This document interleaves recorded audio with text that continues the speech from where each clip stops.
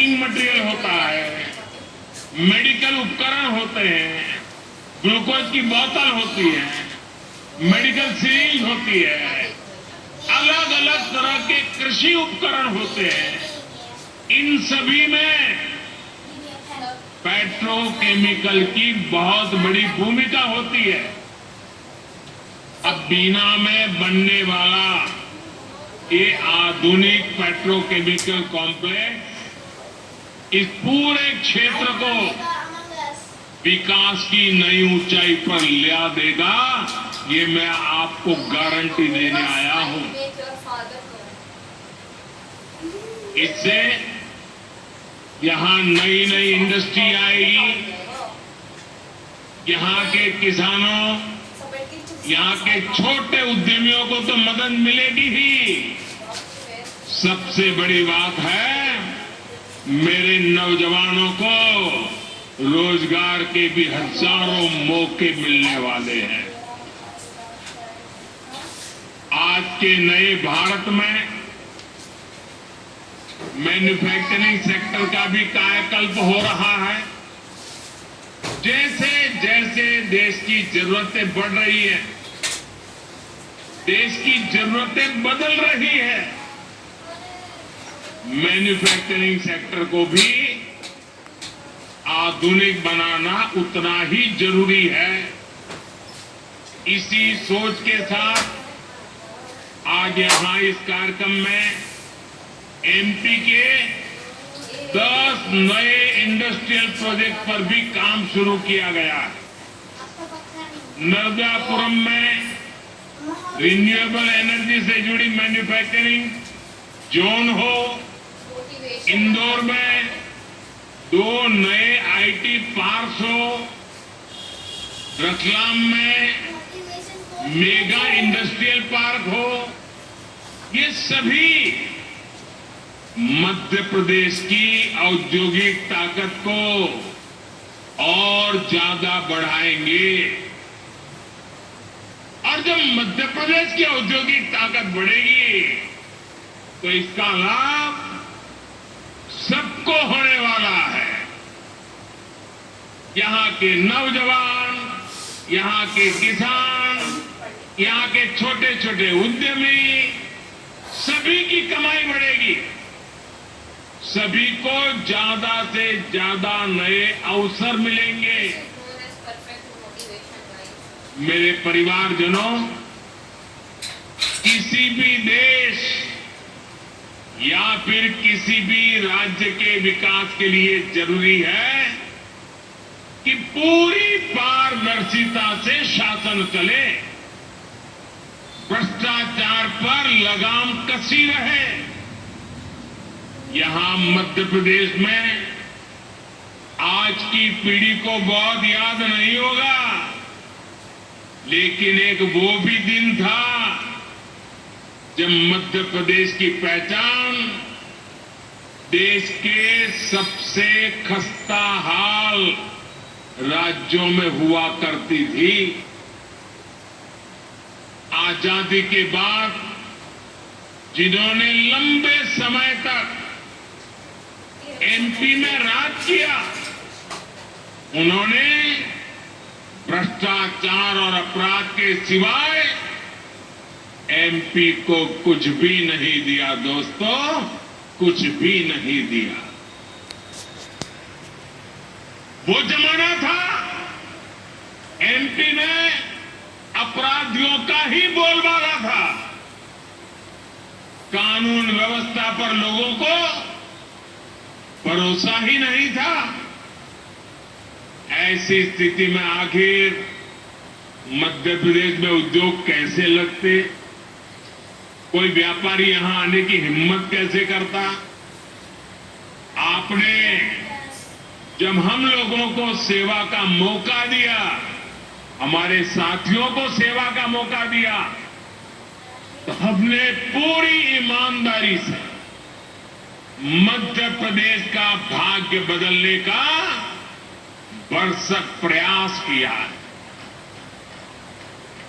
हमने मध्य प्रदेश को भय से मुक्ति दिलाई, यहां कानून व्यवस्था को स्थापित किया। पुरानी पीढ़ी के लोगों को याद होगा कि कैसे कांग्रेस ने इसी बुंदेलखंड को सड़क, बिजली और पानी जैसी सुविधाओं से तरसा कर रख दिया था। आज भाजपा सरकार में हर गांव तक सड़क पहुंच रही है, हर घर तक बिजली पहुंच रही है। जब यहां कनेक्टिविटी सुधरी है तो उद्योग धंधों के लिए भी एक सानुकूल, पॉजिटिव माहौल बना। आज बड़े बड़े निवेशक मध्य प्रदेश आना चाहते हैं, यहां नई नई फैक्ट्रियां लगाना चाहते हैं। मुझे विश्वास है अगले कुछ वर्षों में मध्य प्रदेश औद्योगिक विकास की नई ऊंचाई छूने जा रहा है। मेरे परिवारजनों, आज का नया भारत बहुत तेजी से बदल रहा है। आपको याद होगा, लाल किले से मैंने गुलामी की मानसिकता से मुक्ति की मानसिकता को पीछे छोड़कर अब स्वतंत्र होने के स्वाभिमान के साथ आगे बढ़ना शुरू कर दिया है। और कोई भी देश जब ऐसा ठान लेता है तो उसका कायाकल्प होना शुरू हो जाता है। अभी अभी आपने इसकी एक तस्वीर G20 समिट के दौरान भी देखी है। गांव गांव के बच्चे की जुबान पर G20 शब्द आत्मविश्वास से गूंज रहा है। दोस्तों, आप सभी ने देखा है कि भारत ने किस तरह G20 का सफल आयोजन किया। आप मुझे बताइए मेरे दोस्तों, बताएंगे ना? मुझे जवाब देंगे? हाथ ऊपर करके जवाब देंगे? वो पीछे वाले भी जवाब देंगे? सबके सब बोलेंगे? आप मुझे बताइए, G20 की सफलता से आपको गर्व हुआ या नहीं? आपको गर्व हुआ या नहीं? देश को गर्व हुआ कि नहीं हुआ? आपका माथा ऊंचा हुआ कि नहीं है? आपका सीना चौड़ा हुआ कि नहीं हुआ? मेरे प्यारे परिवारजनों, जो आपकी भावना है वो आज पूरे देश की भावना है। ये जो सफल G20 हुआ है, इतनी बड़ी सफलता मिली है, इसका श्रेय किसको जाता है? इसका श्रेय किसको जाता है? इसका श्रेय किसको जाता है? ये किसने कर दिखाया? ये किसने कर दिखाया? जी नहीं, ये मोदी ने नहीं, ये आप सबने किया है। ये आपका सामर्थ्य है। 140 करोड़ भारतवासियों की सफलता है। दोस्तों, ये भारत की सामूहिक शक्ति का प्रमाण है। और इस सम्मेलन में हिस्सा लेने के लिए दुनिया भर से विदेशी मेहमान भारत आए थे। वो भी कह रहे थे कि ऐसा आयोजन इसके पहले उन्होंने कभी नहीं देखा। और उनकी पूरी टीम की भी G20 का सफल आयोजन सुनिश्चित करने के लिए प्रशंसा करूंगा। मेरे परिवारजनों, एक तरफ आज का भारत दुनिया को जोड़ने का सामर्थ्य दिखा रहा है। दुनिया के मंचों पर ये हमारा भारत विश्व मित्र के रूप में सामने आ रहा है। वहीं दूसरी तरफ कुछ ऐसे दल भी हैं जो देश को, समाज को विभाजित करने में जुटे हैं। इन्होंने मिलकर के एक इंडी अलायंस बनाया है। इस इंडी अलायंस को कुछ लोग गठबंधन गठबंधन भी कहते हैं। इनका नेता तय नहीं है, नेतृत्व पर भ्रम है,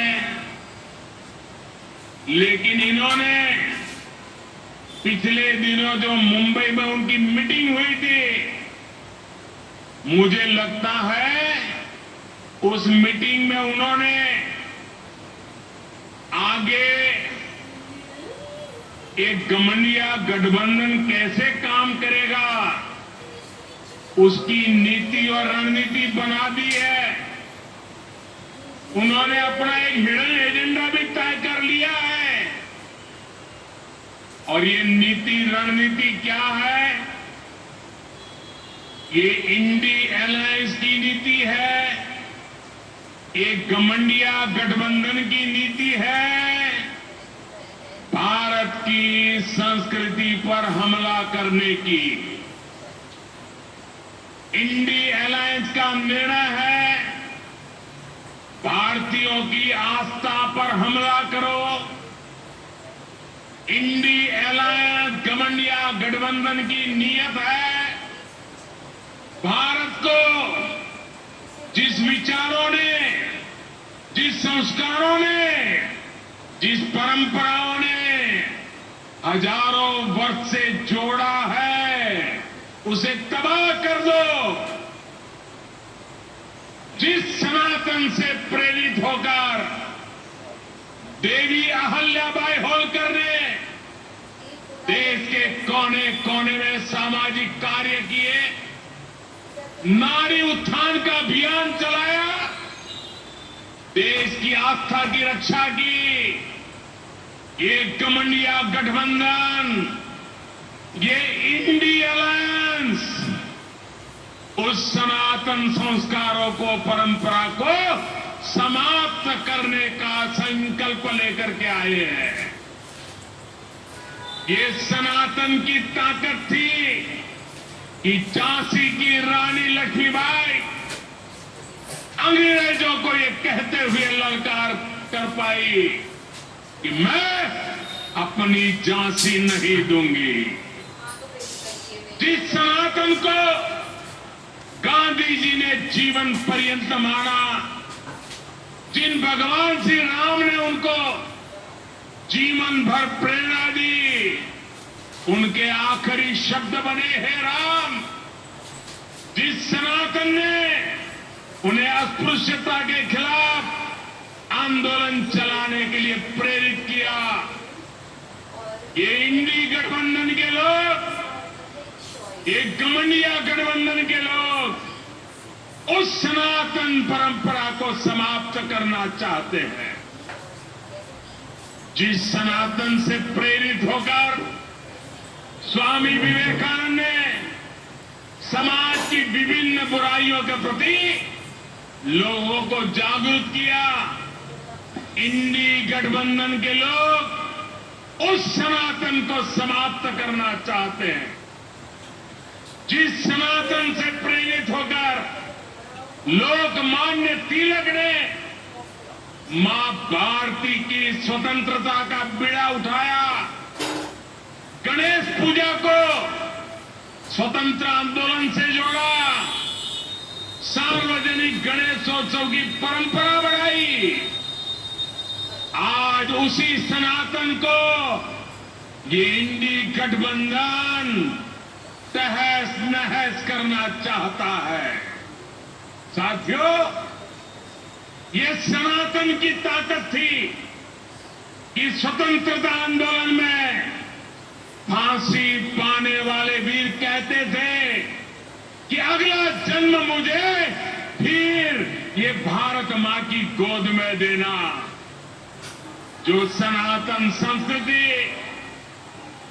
संत रविदास का प्रतिबिंब है, जो सनातन संस्कृति माता शबरी की पहचान है, जो सनातन संस्कृति महर्षि वाल्मीकि का आधार है, जिस सनातन ने हजारों वर्षों से भारत को जोड़े रखा है, ये लोग मिलकर अब उस सनातन को खंड खंड करना चाहते हैं। आज इन लोगों ने खुल करके बोलना शुरू किया है, खुल करके हमला करना शुरू करके दिया है। कल ये लोग हम पर होने वाले हमले और बढ़ाने वाले हैं। देश के कोने कोने में हर सनातनी को, इस देश को प्यार करने वाले को, इस देश की मिट्टी को प्यार करने वाले को, इस देश के कोटि कोटि जनों को प्यार करने वालों को, हर किसी को सतर्क रहने की जरूरत है। सनातन को मिटाकर ये देश उनके मंसूबों को नाकाम करना है। मेरे परिवारजनों, भारतीय जनता पार्टी राष्ट्रभक्ति की, जनशक्ति की भक्ति की और जनसेवा की राजनीति के लिए समर्पित है। वंचितों को वरीयता, यही भाजपा के सुशासन का मूल मंत्र है। भाजपा की सरकार एक संवेदनशील सरकार है। दिल्ली हो या भोपाल, आज सरकार आपके घर तक पहुंचकर आपकी सेवा करने का प्रयास करती है। जब कोविड का इतना भयंकर संकट आया तो सरकार ने करोड़ों देशवासियों का मुफ्त टीकाकरण कराया। हम आपके सुख दुख के साथी हैं।